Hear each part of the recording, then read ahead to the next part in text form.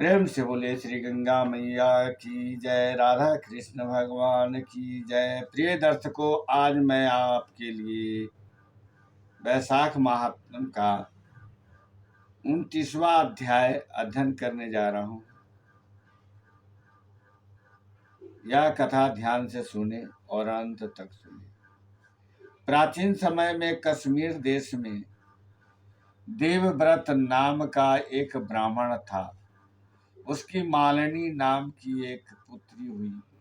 वह कन्या उसकी सत्यशील नाम वाले विद्वान ब्राह्मण को ब्याही गई। वह उसके साथ विवाह करके अपने साथ यवन देश में चला ले गया। वह मालिनी अत्यंत दुष्टता थी। वह रूप यौवन वाली कभी अपने पति को प्रिय नहीं हुई। वह निष्ठुर सदैव अपने पति से द्वेष रखती थी। अपने पति को वश में रखने के लिए उसने दूसरी स्त्रियों से वशीकरण मंत्र पूछा। उन्होंने कहा, हमने तो अपने पति को वशीकरण औषधि से वश में कर लिया है। तू भी जोगिन के पास जा, वह तुमको दिव्य औषधि देगी जिससे तेरा पति अवश्य वश में हो जाएगा।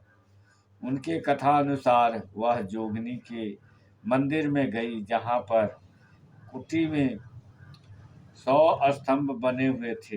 इस प्रकार उस मालिनी ने वहां पहुंच मन को वश में कराने के वाले मंत्रों के लिए प्रार्थना की। फिर उसने हीरा जड़ी हुई स्वर्ण की अंगूठी उस जोगनी को भेंट की।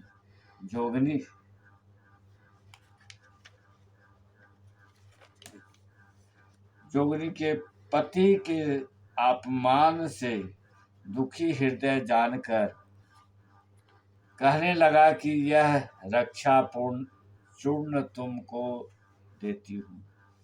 यह संपूर्ण प्राणियों को वश में करने वाला है। यह चूर्ण अपने पति को देकर उसकी ग्रीवा की रक्षा करना। तेरा पति तेरे वश में हो जाएगा। तेरे बुरे चरित्रों को देखकर भी तुमको कुछ न कहेगा। वह चूर्ण को लेकर अपने घर आई और संध्या समय दूध में मिलाकर अपने पति को दिया।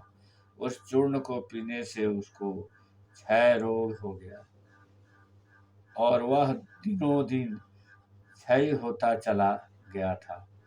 उसके गुमराह स्थान में कीड़े पड़ गए। जब उसके पति की ऐसी दशा हो गई तो वह इच्छापूर्वक विचार करने लगी। तब उसका पति पीड़ा के मारे त्राहि त्राहि पुकारने लगा और कहने लगा कि मैं तेरी शरण में हूँ, तू मेरी रक्षा कर। अपने पति की ऐसी दशा देखकर वह बहुत ही घबराई और सोचने लगी कि यदि यह मर गया तो मैं सब श्रृंगारों से विहीन हो जाऊंगा। ऐसा सोचकर वह फिर जोगनी के पास गई और उससे सब वृतांत कहा। तब उसने पहली औषधि का दाह शांत करने के लिए दूसरी औषधि दे दी। उसको पान करते ही उसका पति घर में रहता और उसके वशीभूत हो गया। घर के काम के बहाने और कोई व्यभिचारी तथा कामी उसके घर आते रहते, परंतु उसको अपनी स्त्री के आगे कुछ भी कहने की शक्ति न थी। इसी पाप के कारण उसके सारे शरीर में कीड़े पड़ गए और उस मालिनी के कान, आंख और जिम्रा में छेद हो गए। उसके स्तन कट गए, उंगलियां गलने लगी, पैरों से लूली हो गई और ऐसे कष्ट भोगकर कुछ दिन पश्चात दुखी होकर मर गई और नरक भोगने लगी। 15,000 वर्ष तक ताम्रभांड नामक नरक में दुग्ध होता रही, फिर भी 100 जन्म तक कुत्ते की जोनी में पड़ी रही। दैव जोग से जब कर्म फल पूरा हो गया तो बैसाख मास के संक्रांति में शुक्ल पक्ष की द्वादशी के दिन पदम बंधु के पुत्र नदी में स्नान कर पवित्र हो गीले वस्त्रों से ही घर आया। वहां तुलसी वृक्ष के पास उसने पैर धोए। उसी स्तंभ के नीचे वह कुतिया सो रही थी। सूर्योदय से पहले वह कुतिया उस चरण धोए जल में लेट गई, जिससे उसके पाप तत्काल ही नष्ट हो गए और पूर्व जन्म के सब पाप नष्ट हो गए। उसी की याद आई।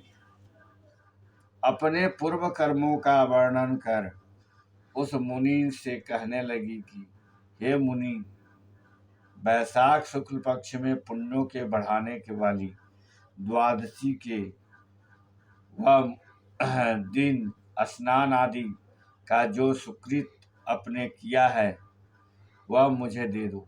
इस सुकृत से मेरी मुक्ति हो जाएगी। मैं अत्यंत दीन हूँ, मेरी रक्षा करो। ऐसे वचन सुनकर वह मुनिपुत्र कुतिया से बोले कि अपने किए हुए अच्छे और बुरे कर्मों का फल मनुष्य सुख और दुख के रूप में आप ही आवश्यक भोगता है। ऐसे वचन सुनकर कुतिया दुखी होकर ऊंचा मुख करके जोर जोर से कहने लगी और उसके पिता पदम बंधु से कहने लगी, मैं आपके द्वार पर पड़ी रहने वाली कुतिया हूँ, आपका छूटा टुकड़ा खाती रहती हूँ।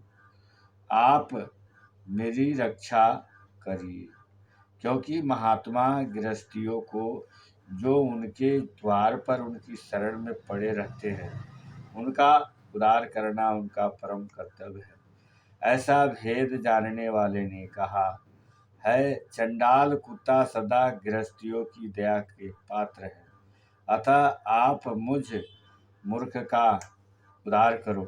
ऐसे कुतियाओं के वचन सुनकर पद्म बंधु घर के बाहर आया और पूछने लगा कि क्या बात है। तब उसके पुत्र ने सब कथा वर्णन की। पुत्र के वचन सुनकर वे विस्मय के साथ कहने लगे कि मेरी पुत्र होकर तूने यह क्या कहा। साधुओं को ऐसे वचन कहने उचित नहीं है। संपूर्ण प्राणी परोपकार के लिए ही है। चंद्रमा, सूर्य, पवन, पृथ्वी, अग्नि, जल, चंदन, वृक्ष और महात्मा सभी परोपकार में लगे रहते हैं। दधीचि ऋषि ने दैत्यों को अति बलवान जानकर अपनी हड्डियां निकालकर देवताओं को दे दी थी। जब भूखे सैन ने कबूतर को पकड़ लिया तो राजा शिव ने अपना मांस काटकर सैन को दिया था। जीमुत नामी राजा ने गरुड़ के लिए अपने प्राण दे दिए थे। इसलिए विद्वान ब्राह्मण को तो सब पर दया करनी चाहिए। इस प्रकार वह ब्राह्मण कुतिया से कहने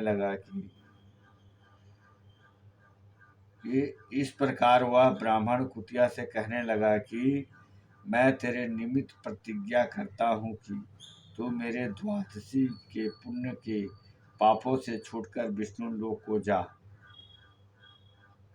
श्रुति देव जी कहते हैं कि राजन, वह कुतिया अपने शरीर को त्याग स्वर्ग में जाकर अनेक प्रकार के भोगों को भोगती हुई बैसाख शुक्ला द्वादशी के प्रभाव से स्वर्ग को गई। प्रेम से बोले श्री गंगा मैया की जय। कथा संपूर्ण हुआ।